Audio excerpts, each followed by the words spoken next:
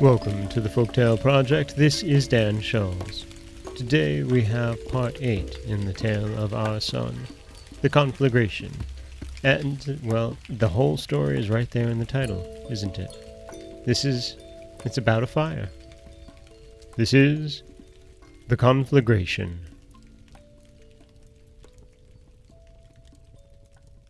Ourson now forbade Violette to go alone in the forest. She was no longer allowed to carry him his dinner, so he always returned to the house at midday. Violette never left the farm without Ourson. 3 years after the event in the forest, Ourson saw Violette arise in the morning, pale and exhausted. She was seeking him. "Come, come," she said, drawing him along. "I have something to say, something to relate. Oh, come!" Ourson was much alarmed and followed her. "What is it, dear Violette? For the love of heaven, speak to me. What can I do for you?" "Nothing, nothing, dear Ourson. You can do nothing. Only listen to me. You remember the dream I had in my childhood of the toad, the river, the danger? Well, last night I had this same dream again. It's terrible, terrible, Ourson. Dear Ourson, your life is menaced. If you die, I will die also." "How? By whom is my life threatened?" "Listen, I was sleeping, and a toad, still a toad, always a toad, came to me and said, 'The moment approaches when your dear Ourson is to resume his natural skin. To you he is to be indebted for this change. I hate him, I hate you. You shall not make each other happy. Ourson shall perish, and you cannot accomplish the sacrifice which in your folly you meditate. In a few days, yes, perhaps in a few hours, I shall take a signal vengeance upon you both. Goodbye. Do you hear? Till we meet again." I awoke, suppressed a cry which was about to issue from my lips, and saw, as I saw on that day in which you saved me from the water, the hideous toad creeping upon the shutter and gazing at me menacingly. It disappeared, leaving me more dead than alive. I arose, dressed myself, and came to find you, my brother, my friend, to warn you against the vengeance of the Fairy Furious, and to entreat you to seek the aid of the good Fairy Violette." Ourson listened in great alarm. He was not frightened by the fate which menaced him. He was agitated by the sacrifice which Furious announced, and which he understood but too well. The thought alone of his dear and lovely Violette being muffled up in his hideous bear's skin through devotion to him made him tremble, and he preferred death. Ourson's anguish was pictured in his countenance, and Violette, who was watching him closely, threw herself upon his neck and sobbed violently. "Alas, my brother, my dear brother, you will soon be torn from me. You, who do not know what it is to fear, now tremble. You, who comfort me, encourage me, and sustain me in all my fears, have now no word to utter to restore my failing courage. You, who have combated the most terrible dangers, now bow your head and are resigned to fate." "No, Violette, it is not fear which makes me tremble. It is not fear which agitates me. It is a word which the Fairy Furious has uttered, of which you do not comprehend the meaning, but which I understand perfectly. The threat was addressed to you, my Violette. It is for you I tremble." Violette divined from this that the moment of sacrifice had come, that she was about to be called upon to keep the promise she had made to the Fairy Violette. In place of trembling and shrinking, she felt the most lively joy. She could now at last make some return for the devotion, the incessant watchful tenderness of her dear Ourson, could in her turn be useful to him. She made no response to the fears expressed by Ourson, but thanked him and spoke to him more tenderly than ever before, thinking that soon, perhaps, she would be separated from him by death. Ourson had the same thought. They both fervently invoked the protection of the Fairy Violette. Ourson, indeed, called upon her in a loud voice, but she did not respond to his appeal. The day passed away sadly. Neither Ourson nor Violette spoke to Agnella on the subject of their disquiet for fear of aggravating her melancholy, which had been constantly increasing as Ourson grew to manhood. "Already 20 years old," thought she. "If he persists in living in this solitude and seeing no one and refusing to change with Violette, who asks nothing better, I am convinced he will wear this bearskin till his death." Agnella wept, often wept, but her fears brought her no remedy. The day Violette had her frightful dream, Agnella also had a dream. The fairy Drolette had appeared to her. "Courage, Queen," she said to her. "In a few days our son will lose his bear's skin, and you can give him his true name of Prince Marvelous." Agnella had awakened full of hope and happiness. She redoubled her tenderness to Violette, believing that it was to her she would owe the happiness of her son. Everyone retired at night with different feelings.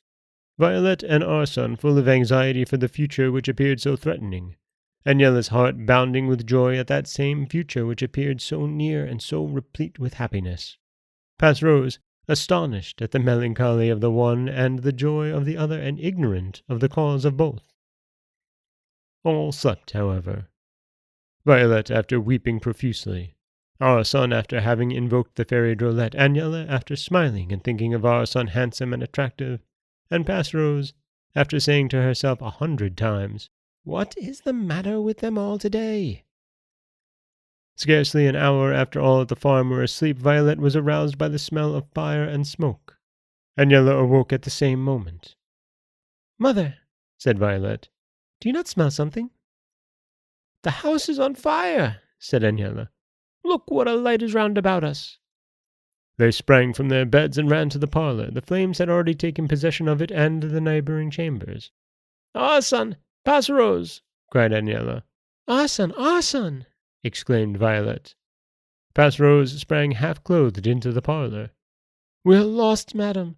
The flames are all through the house. The doors and windows are firmly closed. It's impossible to open them." "My son! My son!" cried Agnella. "My brother! My brother!" exclaimed Violette. They ran to the doors. All their efforts to open them or the windows were ineffectual. "Oh, my terrible dream!" murmured Violette. "Dear Ourson, adieu forever!" Ourson had also been awakened by the flames and smoke. He slept out of the farmhouse and near the stable. His first impulse was to run to the front of the house, but notwithstanding his extraordinary strength, he could not open it.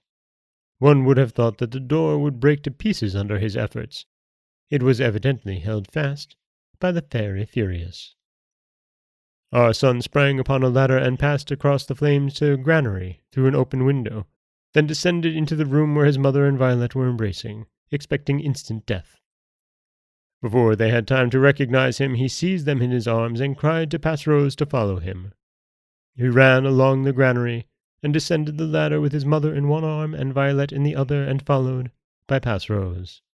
The moment after they reached the ground in safety, the ladder and granary became a prey to the flames. Ourson led Agnella and Violette some distance from the fire.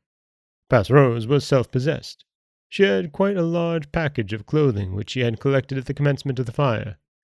Agnella and Violette had escaped barefooted and in their night-robes, and the clothing brought by Passerose was thus very necessary to protect them from the cold. After having thanked Ourson for saving their lives at the peril of his own, they complimented Passerose on her forethought. "See," said Passerose, "the advantage of not losing one's senses. Whilst you two were only thinking of Ourson, I made up this package of necessary things." "That is true, my good Passerose, but what purpose would your package have served if my mother and Violette had perished in the flames?" "Oh, I knew very well that you would not allow them to be burned up alive. Is any one ever in danger when you are present? Is not this the 3rd time you have saved Violette's life?" Violette pressed Ourson's hands tenderly and carried them to her lips. Agnella embraced her and said, "Dear Violette, Ourson is happy in your tenderness, which fully rewards him for all he has done for you. I feel assured that on your part you would be happy to sacrifice yourself for him if an occasion offered, that only too willingly would you help him." Before Violette could speak, Ourson said with animation, "Mother, do not say anything to Violette of sacrificing herself for me. You know the thought alone makes me wretched."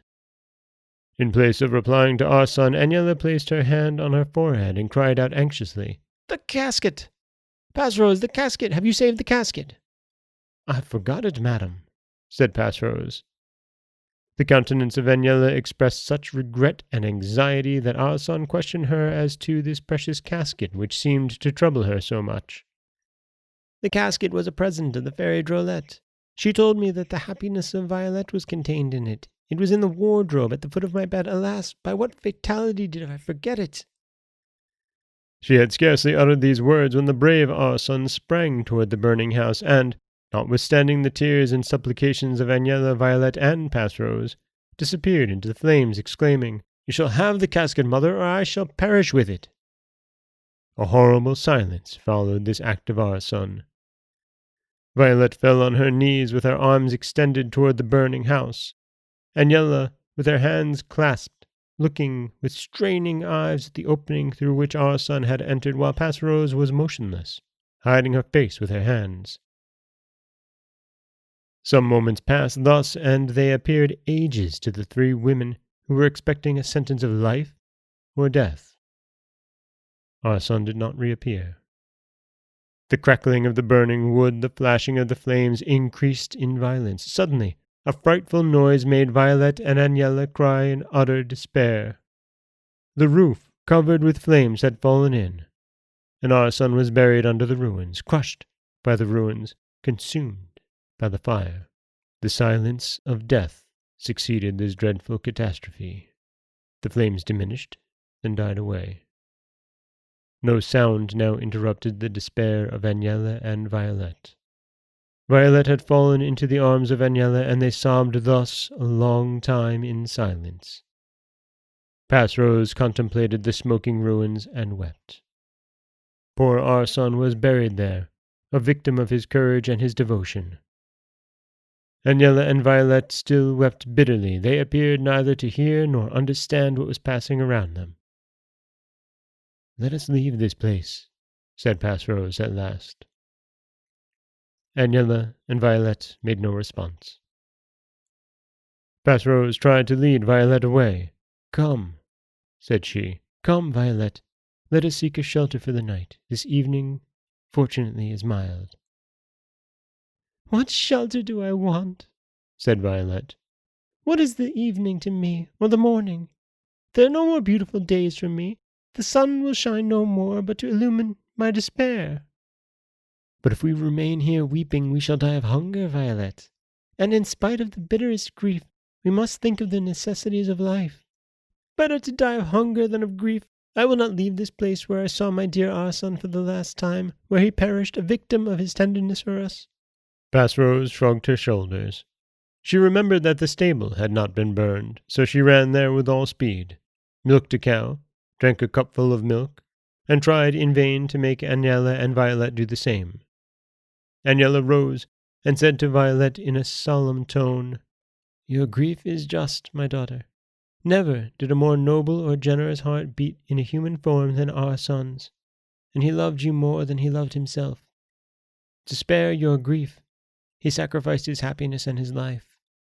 Agnella now recounted to Violette the scene which preceded Ourson's birth. The power of Violette had to deliver him from his deformity by accepting it for herself, and Ourson's constant prayer that Violette should never be informed of the possibility of such a sacrifice. It is easy to comprehend the feelings of loving tenderness and regret which filled the heart of Violette after this confidence, and she wept more bitterly than ever. "And now, my daughter," continued Agnella, "there remains one duty to fulfill. That is to give burial to my son. We must clear away these ruins and remove the ashes, and when we have found the remains of our well-beloved Ourson—" Sobs interrupted her speech. She could say no more. And that is the Conflagration, the 8th part in the story of Ourson, in which we see the death of Ourson, apparently. Hopefully not, because, well, this is only part 8, and there are many more parts to go. We won't know until Friday, when we read part 9, The Well. This is Dan Scholes for the Folktale Project. Don't forget that you can subscribe to the podcast on Apple Podcasts, Stitcher, Google Play, Overcast, anywhere you like to get your podcasts. You can follow us on Twitter at Folktale Project. You can find us on Auto Radio, TuneIn Radio, iHeartRadio, Spotify, anywhere you like to listen. You can always head over to folktaleproject.com, where you'll find a new story waiting for you every Monday, Wednesday, and Friday. As always, thank you so much for listening.